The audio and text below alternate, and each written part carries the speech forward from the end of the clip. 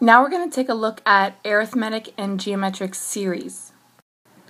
Whenever we add the terms of a sequence together, we get a series.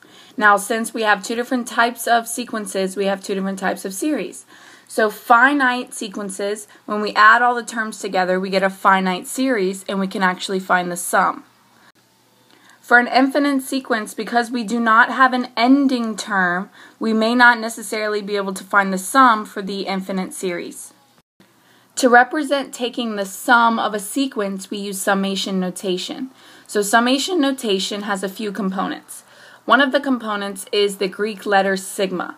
So sigma tells us we are taking the sum. Now below the symbol for sigma, we have a lower limit, and above it we have an upper limit. The lower limit tells me where n will begin. So if it's n equals 1, I start with plugging in n equals 1 for my first term. If it's n equals 5, then I'm going to plug in 5 for my first term. My upper limit tells me the last n to plug in. So this is for finite sequences when I have a number as a lower limit and a number as an upper limit. My explicit formula goes right next to the sigma, and that tells me how to build the sequence or the series. For example, 3 squared plus 4 squared plus 5 squared plus 108 squared, well, I can represent that as n squared. Because it's 3 squared is my first term, n equals 3 is going to be my first term there. And then I end with 108, so I go all the way to 108. So here's my explicit formula, n squared. Now to actually figure out how many terms this is, we subtract the lower limit from the upper limit. So 108 minus 3, which is 105, but then we're going to add 1. So there's actually 106 terms in this series.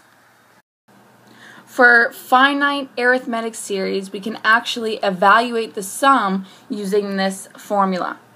So A1 always represents the first term in our sequence or series. Please remember that that does not mean you plug in 1 to find that. If your series starts with n equals 3, then you might have to plug in 3 for your first term. A1 just means first term. AN means last term, and n here represents the number of terms, and S sub n means taking the sum of that number of terms. Some series can be evaluated without this formula, but whenever you have a large number of terms or when you don't know all of the terms in your series, this formula can be very handy. So we want to do two things. We want to write the summation notation for the series for this sequence that I'm given, and then we want to find the sum of the sequence or the series. So first thing, we need to figure out what's the pattern. So here I'm adding 2 each time, which means my common difference is 2. So to find our explicit formula, we do 2 times n. Now we double check if we need to add or subtract anything. If I plug in n equals 1, I get 2, which is my first term, so I'm good. Now for summation notation, we need the explicit formula, which we have. We also need the lower limit. Well, just like we said, we need to plug in n equals 1 to get our first term, so we're going to start with n equals 1. Now we need to figure out what's our last n to plug in. So our last term here is 100. So setting 100 equal to 2n and solving for n, we see that the last n we need is 50. So my upper limit will be 50. So my summation notation for this corresponding series for this sequence is going to be this. To check how many terms we have, you take the upper limit, subtract the lower limit, and then add 1. So this sequence has 50 terms, so this series has 50 terms. Now, to find the sum of the sequence or the series, we must use our formula here. So S sub n equals n over 2 times A1 plus AN. So A1 is the first term. Our first term here is 2. N here is 50. So I have S sub 50 equals 50 over 2 times A1 is 2. AN is 100. So just simplifying, we see that the sum of the first 50 terms is 2,550. So for this problem, you're given summation notation and you want to find the sum of the series. So first you have to identify, is this arithmetic or geometric? From the explicit formula, I can tell that it's arithmetic. So I'm going to use this formula to find the sum. So there's a few things I need. I need to know the number of terms, I need to know the first term, and I need to know the last term. So the number of terms, remember you take the upper limit, subtract the lower limit, and add 1. So there are 70 terms, so n equals 70. So s sub 70 equals 70 over 2. Now to find a1, we plug in 1 into the explicit formula. So that's 5 times 1 plus 3. So a1 is 8. To find an, we plug in the last term, which is 70.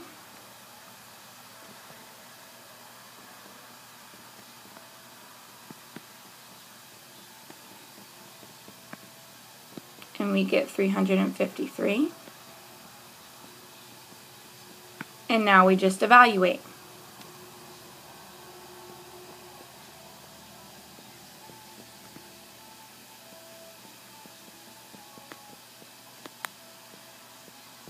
And there's our sum of the 70 terms. We can also evaluate the sum of a finite geometric series. So here's the formula we are going to use. S sub n equals a1, so again the first term, times 1 minus r to the n power, so remember r is your common ratio, all over 1 minus r. So for this we have two different steps. We want to write the summation notation for the series of this sequence, and then we want to find the sum of the series. So this series has 11 terms, and we're starting with a1 being 3. So we go 3, 6, 12. So it looks like each time we are multiplying times 2, which means my r equals 2. To write my explicit formula, we're going to have 2 to the n. Now to adjust that to get back to having a1 being 3, I'm going to multiply by 3/2. So there's my explicit formula. Writing in summation notation, I know that I'm going to start with n equals 1, because when I plug in n equals 1, I'm going to get 3, which is my a1. Now we need to figure out how many terms do we have. Well, we were told we have 11 terms, so that means that I'm going to plug in 11 as my upper limit. And you can check. 11 minus 1 is 10, plus 1 gives me 11 for n, so I know that 11 is going to be my upper limit. So here is my summation notation. To find the sum, we must use our sum formula. So S sub n equals a1 times 1 minus r to the n power, all over 1 minus r. So since my n equals 11, so we're going to have S sub 11 equals a1 here is 3, 1 minus r is 2, and again 11 is our n, all over 1 minus 2. And then just evaluating this, we get 6,141 as our sum. For this problem, I'm given the summation notation and I want to find the sum of the series. So first make sure you identify, is it arithmetic or geometric?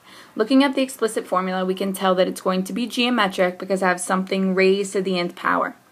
So let's write down the sum of a finite geometric series. S sub n equals a1 times 1 minus r to the n, all over 1 minus r. So there's a few things I need. I need r, I need to know how many terms I have, and I need to know the first term. Please remember that a1 does not mean plug in 1 for n, it means the first term. So r is always going to be whatever is raised to the nth power. So r here is 1/2. To find out how many terms I have, we take the upper limit, subtract the lower limit, and add 1. So n is going to be 21. To find our first term, we plug in our first value of n, which is 0. So finding a1, we plug in 4 times 1 over 2 to the 0 power. Anything to the 0 power is 1. So we're going to get 4 for our first term. So remember, we plugged in n equals 0 because that was our lower limit. So now we just need to plug in everything we know into the sum formula. So I have 21 terms. A1 is 4. 1 minus r is 1/2. Again, n is 21. All over 1 minus 1/2. So we're just going to go ahead, plug this into our calculator, and evaluate what we get. And S sub 21 is going to be 7.99999. So we're just going to say that is approximately 8. So our sum is approximately 8. So for infinite geometric series, under certain conditions, we can find a sum. Now this is not true at all for arithmetic. So only for infinite geometric series under certain conditions can we find a sum. Now this certain condition is if our common ratio is between the values of 0 and 1. So the absolute value of the ratio has to be less than 1. So if the absolute value of the ratio is less than 1, we can find a sum, and this sum will be represented by this formula here. If r is greater than or equal to 1 for any infinite geometric series, we will not be able to find a sum. Whenever it is possible to find a sum for an infinite geometric series, we say that that series converges to that sum. Converges means it approaches that value as we continue to add on terms. It's getting closer and closer and closer and closer to that sum. Now, if the common ratio is equal to or larger than 1 for that infinite geometric series, then the sum diverges. Diverges means it's just going to continue to blow up and get very, very, very large, and it will not be approaching any certain value. So now what we want to do is look at these series and figure out, do they converge or diverge? If they converge, we want to find the sum. So for example number 1, we first need to figure out what's happening between each term. So to get to each term, it looks like every time I am multiplying by 1/2. So that means r equals 1/2. So our common ratio is going to be less than 1, so this will converge. So we must find the sum that it will converge to. So our sum equals a1 over 1 minus r. Our a1 is 1. R is 1/2. So our sum is going to be 2. So that means as we continue to add on terms to this series, we will get closer and closer and closer to the value of 2. For this second example, we need to figure out what our common ratio is. Well, on the top here I seem to be multiplying by 3 each time, and on the bottom I seem to be multiplying by 2. So it looks like our common ratio is 3/2. Now since our common ratio is 3/2, well 3/2 is bigger than 1, which means this will diverge. So as I continue to add on terms, this series will just blow up. The sum will get bigger and bigger and bigger, and it will not approach a certain value. Alright guys, give these a try.